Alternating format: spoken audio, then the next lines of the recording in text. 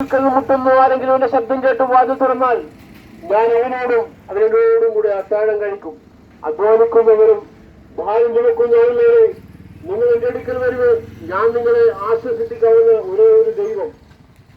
താൻ തൊട്ടവരും തന്നെ തൊട്ടവരും സൗഖ്യമായി നമുക്കറിയാൻ പറ്റും. യേശുക്രിസ്തുവും ശിഷ്യന്മാരും പുരുഷാരവുമായി നൈൻ പട്ടണത്തിൽ കടന്നു പോകുമ്പോൾ ആ പട്ടണവാനോട് സമീപിക്കുന്ന സന്ദർഭത്തിൽ ഒരു വിലാപയാത്ര, ശവസംസ്കാര ശുശ്രൂഷയ്ക്ക് വേണ്ടി ഒരു കൂട്ടം ജനങ്ങൾ കടന്നു വരികയാണ്. നൈനുള്ള ഒരു വിധവയുടെ മകൻ, ഒരു യൗവനക്കാരൻ മകൻ മരിച്ച് ആ വിലാപയാത്രയുമായി വരുമ്പോൾ യേശുക്രിസ്തുവും ശിഷ്യന്മാരും അത് മുഖാന്തരമായി അടുത്തുകൊണ്ടിരിക്കുകയാണ്. ഒത്തിരി സാംസ്കാരിക ആധ്യാത്മിക രംഗത്തെ ഒത്തിരി നേതാക്കന്മാരൊക്കെ ഉണ്ട്. പക്ഷേ ആ വിലാപയാത്രയിൽ ആ ശവമഞ്ചത്തിന്റെ പിന്നിൽ നിന്ന് കരയുന്ന ഒരു സ്ത്രീ ഉണ്ടായിരുന്നു.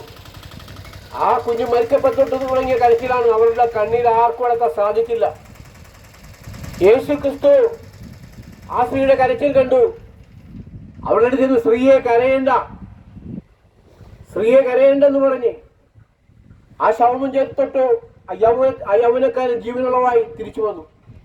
ജീവിതത്തിൽ സ്വന്തം ഭർത്താവ് നഷ്ടപ്പെട്ട് ജീവിതത്തിന്റെ ഏക പ്രതീക്ഷയായ ആ യൗവനക്കാരനും മരിച്ച് നിരാശയിൽ എങ്ങനെ ജീവിതം മുന്നോട്ട് കൊണ്ടുപോകുന്ന സന്ദർഭത്തിൽ അവർക്ക് കരച്ചിൽ അടക്കാൻ സാധിച്ചില്ല. പ്രിയമുള്ളവരെ, എന്റെയും നിന്റെയും ജീവിതത്തിൽ ഇപ്രകാരമുള്ള സന്ദർഭങ്ങളിലാണ് ദൈവിക സ്പർശനം നമ്മൾ അനുഭവിക്കുന്നത്. ആ സ്ത്രീയുടെ വേദനവും നൊമ്പരവും അവരുടെ പ്രയാസങ്ങൾ അനുഭവിച്ചറിഞ്ഞ ആ യേശു ക്രിസ്തു അവളുടെ ജീവിതത്തിൽ ഒരു പുതിയ വഴിത്തിരിവായി തീർന്നു. പ്രിയമുള്ളവരെ, കണ്ണീരൊപ്പുന്നൊരു യേശുവുണ്ട്.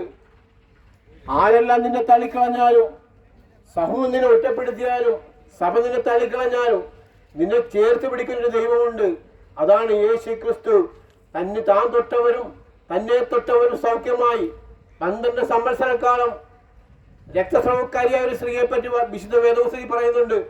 തന്റെ ജീവിതത്തെ സമ്പാദ്യം മുഴുവനും ഏറിയ വൈദ്യന്മാർക്ക് കൊടുത്ത് ആരാലും സൗഖ്യം നൽകുവാൻ സാധിക്കാണ്ട് മന്ത്രവും തന്ത്രവും എല്ലാം പയറ്റി നോക്കി. പക്ഷേ ഒരിക്കലും ആ സ്ത്രീയുടെ ജീവിതത്തിൽ ഒരു സൗഖ്യത്തിന്റെ അനുഭവം ഉണ്ടായില്ല.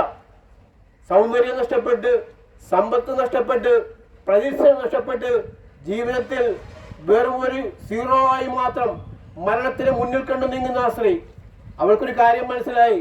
മശിഹ വരുമെന്നും ആ മശിഹയുടെ ആ വസ്ത്രത്തിന്റെ തൊങ്ങലെങ്കിലും തൊട്ടാൽ എനിക്ക് സൗഖ്യം കിട്ടും എന്നുള്ള ഒരു പൂർണ്ണ വിശ്വാസം ആ സ്ത്രീയുടെ ഹൃദയത്തിൽ